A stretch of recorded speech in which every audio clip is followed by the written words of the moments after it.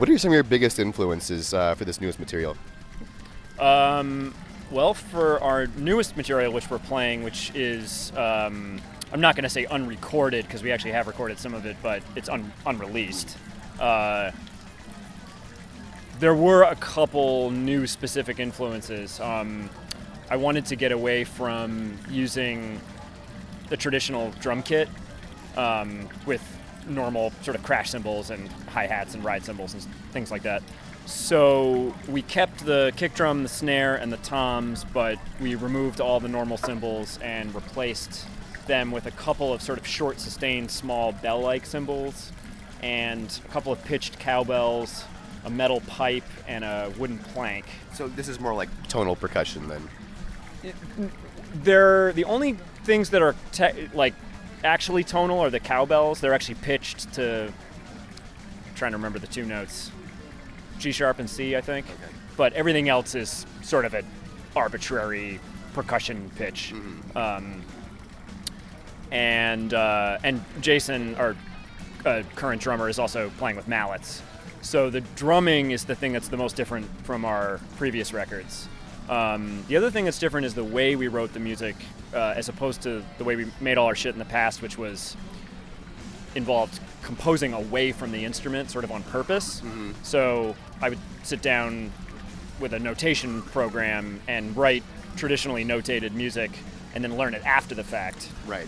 The new stuff we're doing, I sort of went back to writing a little bit more traditional rock method where I just write on the instrument. Jam it out, basically. Yeah, jam out the ideas and then record sort of one idea at a time, cut that all together into a demo.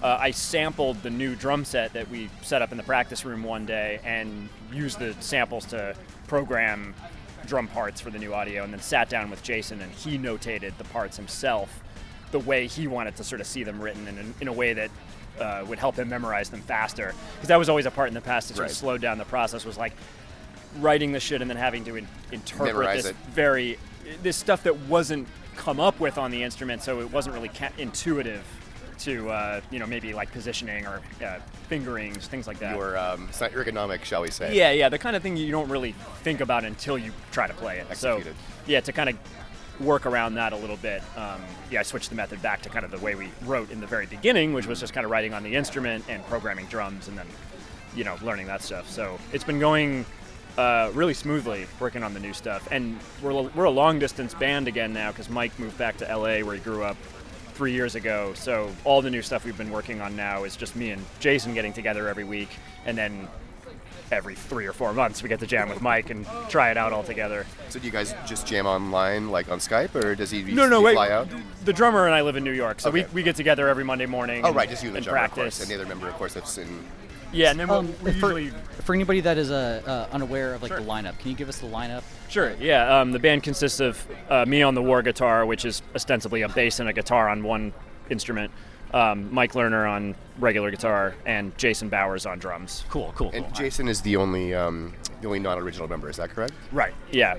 He's our third drummer that's played on records, and there was I was playing with the Defeated Sanity drummer for about a year. No shit. In between Weasel and Jason, and it just didn't logistically make any sense to keep going with it, but I was sort of over there for a while. Colin's wearing a Defeated Sanity hoodie. We were talking about it before we started recording, so yeah. I immediately had to pester him about it. Yeah, some old friends. Great conversation. So Behold has always been a three-piece, yes. Ultimately? Okay. Yeah, Mike and I started the band and wrote the first 2 songs before we had a drummer and just had programmed drums. But we didn't play any shows that way or anything. It was always intended to be a 3-piece, and so we found Charlie maybe like 2 years into working together, and then he was in the band until 2008, and then we had Weasel from the end of 2009 through the end of 2013. 2014 was the year I spent kind of jamming with Lilla, and then Jason comes in, I think, at the end of 2014 or maybe beginning of 2015. So to clarify for just like people like me, so the first release, who was on there, and the last release you had, who was on there? All the records are with Charlie up until Horror Ascension. Gotcha. That's the one Weasel plays on. And then Jason's just on the new one after that, which is Cognitive. Yeah. And the Cognitive is a 6-track one, correct? A 4-track. The 4-track. Yeah, it's a pretty short album. Yeah. Gotcha, okay. But anyway, getting back to your original question, which was about the influences for the new stuff, that's kind of like the difference in the sound and the instruments and the difference in the writing approach. But musically, some of the influences for that change in the percussion were Ioannis Xenakis, who's a Greek 20th century classical composer, whose percussion writing I really have always liked. Preemptively answering a bunch of questions right now. So this might get to some other shit too. So the way that he wrote drum parts in quote-unquote classical music was always came across to me as very like rock or sort of heavy metal in feel somehow, or an intention. I just kind of see a connection there. If it's there or not, who knows. So that was one. Verez, who's a French 20th century dude, also really like his percussion writing. And then from more the jazz end of things, there's a drummer named Tony Oxley from the UK who's like a free jazz player, played with Cecil Taylor a lot and so on. And his drum set incorporates lots of weird percussion instruments that you're not used to having on the drum kit. And they're all sort of set up right next to each other as this mass of cowbells and, just odd sounding things. And he has this technique of almost sort of like dragging the drumsticks across these things to get these disparate sounds kind of quickly all in a row. So that was another influence of a way to kind of like bring a different drum writing vibe into the band. And then the string writing, I can't say there was any like specific influence on that. That was more just intuitive. Yep. But the drums were like a very just sort of decisive, like I want to change this very definitively and have this like totally take on a new role in the band. Love it. So what other 20th century composers are you influenced by? In the past, I would say more guys like Penderecki and Ligeti, Bartók, Schnittke, Barrio. Really like Luciano Barrio. His writing, the pieces he's best known for and ones that I really like are his sequenzas, which are solo instrument pieces. And those were always kind of an influence on Behold, because they're kind of like, they come across as somewhat virtuosic, but it's very specifically written for the people that played the music. It wasn't like Bach, where he just wrote music, not necessarily for any particular person to play. It was written, and some of the time he would write music that wasn't even for any particular instrument. It was just like the art of fugue isn't written for violin or organ or anything. Right. It's just written, right? So the Barrio sequenzas are written not only for specific instruments, but for specific musicians. And that's kind of what Behold is. I'm writing for Mike Lerner, and I'm writing for Jason, and for Weasel, and so on.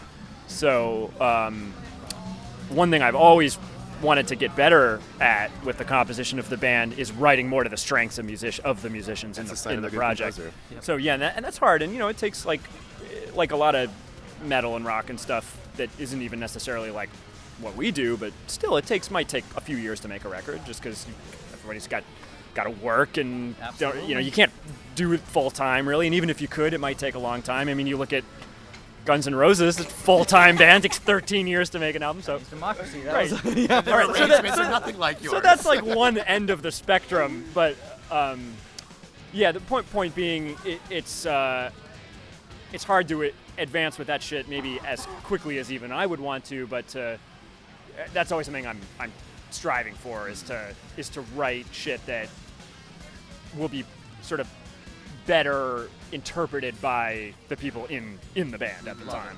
Love it. So let's see here.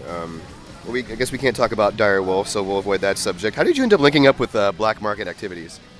That was actually through the band Psyopus, which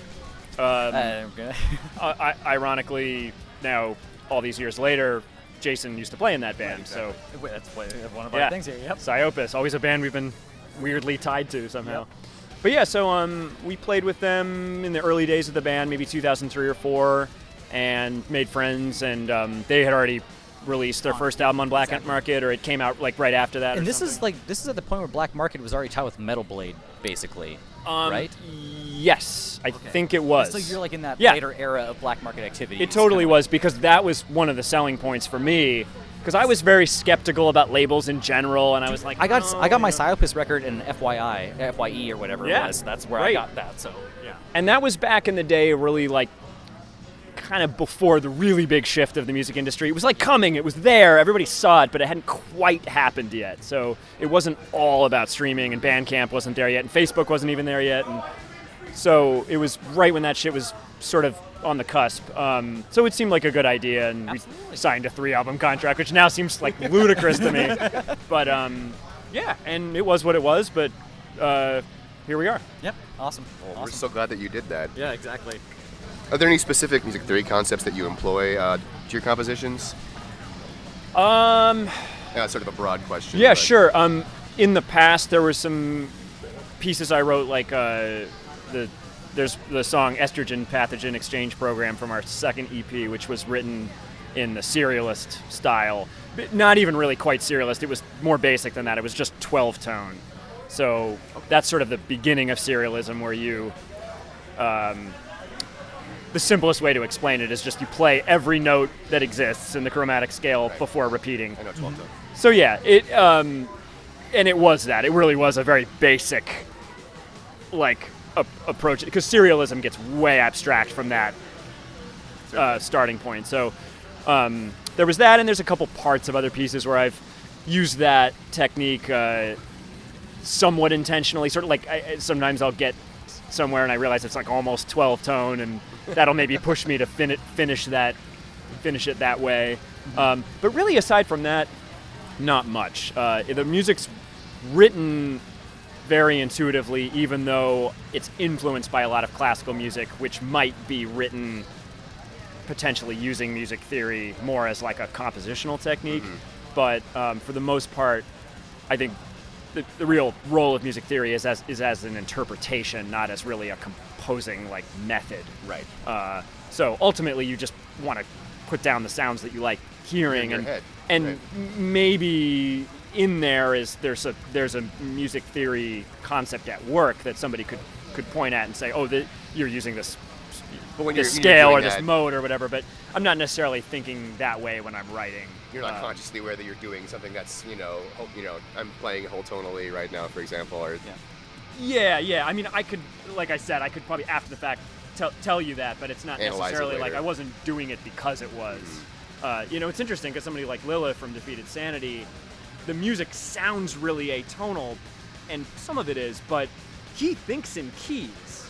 So it's interesting because it's like his music actually might come across as less music theory based than ours, but it's more music theory based. He's actually like following the quote unquote rules a little bit closer than I am, whereas I'm just kind of like anything could be cool. I mean, let's see, Right. And then really what's going on underneath that is whatever processes I'm subconsciously employing, but I'm not saying to myself I'm going to write diatonically or I'm going to write atonal or anything. I'm just going to write some shit, and it is what it is. Right. So I want to take one right away. So as far as music theory goes, do you have any plans to do any kind of like tab notations book? In the past we have had plans to do not a tab, because we haven't ever worked with tabs, but a notation book. And yeah, Mike was starting to edit one for a while, and I think it was like around the time that Weasel was leaving the band, and it kind of fell by no the tabs wayside. then. No tabs. No, so no tabs, because no tabs were ever. I mean, actually, there could be, because maybe if we took it seriously and we wanted to add them, they could be added, Yes. but they don't exist already. Right. Because you're pen to paper pretty much, right? Right. With how you write? Like I was saying with the old stuff, it was, yeah. And then with the new stuff, the only stuff that was written down was the drums and after the fact. Got it. So okay. All there's right. no score for the strings on any of the stuff that's going to be on our forthcoming album. Love it. Okay. Do you have a title for that and everything? No, I have 0 titles. 0 song titles, 0 album title. Any release? Nothing yet? Just But the release, I actually think it'll be just early next year, because half of the album is done. It's recorded and mixed and finished. Oh, no shit. It was done last year after our last tour, and then I wrote the rest of the record in between, and that's what we're going to play tonight. Well, we're going to play basically the whole record, and then we're going to do the songs we hadn't recorded yet right when we come back, and then it should be wrapped and mixed and finished like after the next tour, sort of by the end of the year. So yeah. Let's see here. What are some of your other non-metal influences? Like, what do you listen to like in your own time that's like not metal? These days, a lot of improvised music and free jazz, because that was something that I never appreciated. Specific artists of free jazz, like. Okay, well, the records I've been really liking recently, there's an Alice Coltrane record called Universal Consciousness, which is pretty sick. She's just a lot of like shredding on organ and harp and stuff. And then there's a Peter Brotzman trio record called Balls with the Dutch drummer whose name I'm clutching on right now, but he's borderline performance art and he plays horns and stuff too. What the fuck is his name? Yeah, I'll remember it right as soon as we're done. Yep. But Look it up, everyone. I've been really enjoying, and there's an Evan Parker record of solo soprano sax. That I'm going to say the title wrong. It's something like 2 of 6 or 1 of 3. It's like 2 numbers. Yep. Jazz. And all the titles are similar. Yep. But I mean, all of his solo records are kind of incredible. But that's just one that I kind of happen to have from a bass player that I recorded, Tom Blankard, who's a really great improviser too. Do you like that soprano sax register then? Or? I mean, I just like the way he does it on this record, and not necessarily. I stopped really being that much of a fan of particular instruments a while ago when I kind of realized I was like, you know what? All the instruments I thought I hated, like somebody's doing something cool with it. I just haven't heard it yet. Mm-hmm. Very true. Because I feel like all the things that I hated when I was growing up, now I can totally appreciate just once I found the musician I liked too.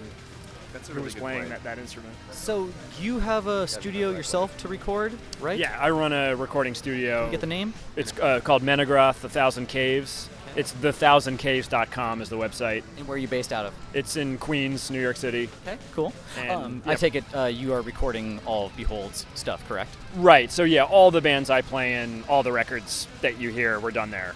The really early Behold stuff, I didn't have that studio yet, so. But you still recorded. Yeah, I still worked on all of them. But everything from Skull Grid on is at the current studio I'm in. Amazing. Okay. Yeah. And I worked on Imperial Triumphant's records and stuff too. Oh, no shit. Yeah. Okay. Oh, really? Wow, that makes perfect sense. We did not know that. Okay. How do you compartmentalize songwriting for all these various technical projects? I was about to ask that, yeah. How do you manage to like write distinct material for all these seemingly surface level, it's like a layman, very similar projects? Right, yeah. I mean, like, maybe, people might look at Dysrhythmia and Arctopus and be like, they're both instrumental trios, Yeah, totally. So, one easy answer is just the instruments are different for the different bands, for the most part. Bass in Gorguts and Dysrhythmia, war guitar for Behold, and guitar for Krallis. But on the new Dysrhythmia, I play guitar on 3 songs, and in the new Krallis stuff, I play bass on 1 song. So I haven't fucked around with it in Arctopus yet. I think that's... If it ain't broke, don't fix it, baby.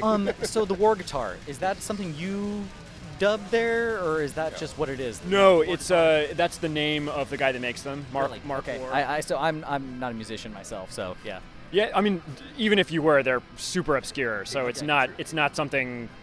Most people maybe would have heard of anyway. Okay. I want to shame him really bad right now, though. Okay, so I mean, this is good because this is like who knows this shit? For anybody that watches the videos, because I see a very wide neck, sir. Can you explain to anybody out there that does not know the instrument what the war guitar is? I mean, sure. Is it every other fucking string is like 6-string bass? Like how does that work exactly? It's basically a bass and a guitar on one neck. So 6-string and a 6-string. 6-string and 6-string. Okay. The thing that makes it look really funny is that the bass is upside down and it's tuned in fifths like a cello or a violin, so it goes from very low all the way up. It's very into the guitar register, so okay. It kind of looks like there's only like 1 string in the middle that's low and everything else is high. That's kind of the illusion. Yeah, but it's intense.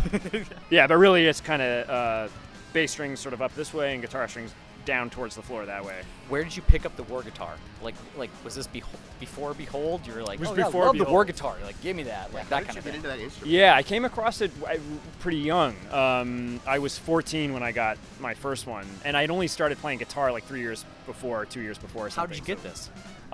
It was a guitar summer camp situation where you could, typically it was a place that typically you would go and you would learn, I don't know, jazz guitar or metal shredding or I don't know what. I mean, I think they had various classes, but one year I heard about a touch style class where War Guitars was actually renting out instruments for the class that you could, rent for like $35 plus the cost of the class and have like a 5-day class in this instrument and actually get to play one and try one out and like go home with it at the end of With the your day little and fuck kid around with it. fingers and touch that big fucking neck. Like, Exactly. So, I mean, the class was hilarious. It was me and my buddy George, who was my one friend, music buddy growing up, and then, like, 3 other middle-aged dudes, and that was the class.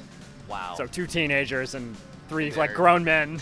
Mary had a little lamb with 2 hands. Yep.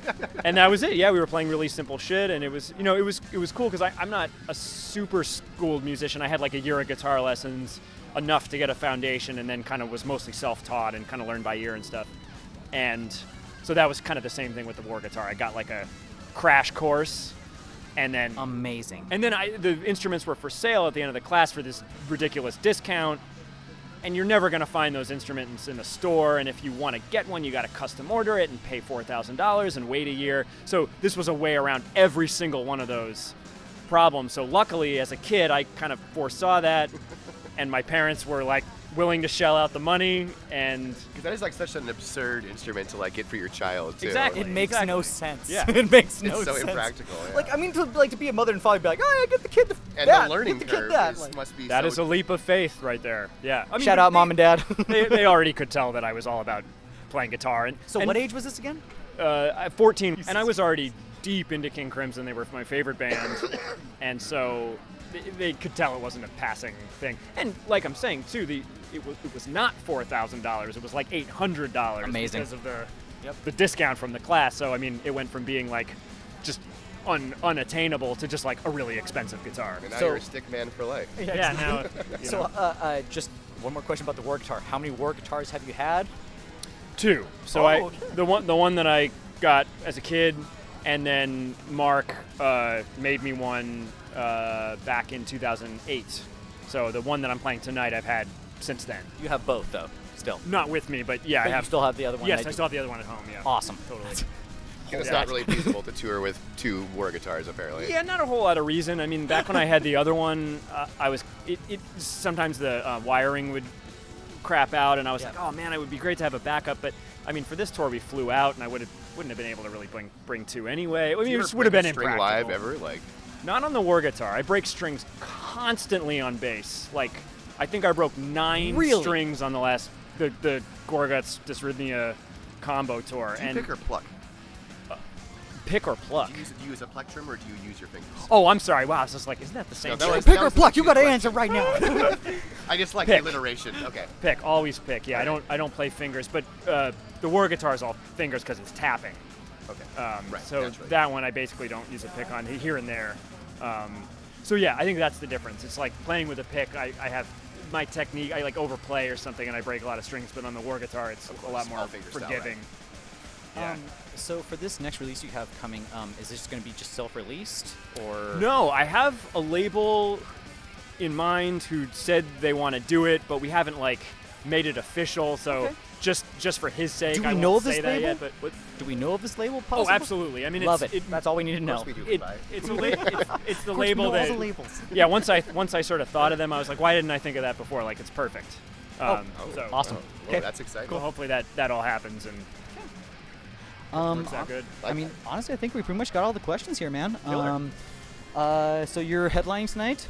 We got 2 bands before you. Yep. Wish you the best of luck, man. This is Thank gonna be you so great. much. Yeah, guys. Colin, thank you so much for taking the time to speak with us. Thank you guys. Boom. Awesome.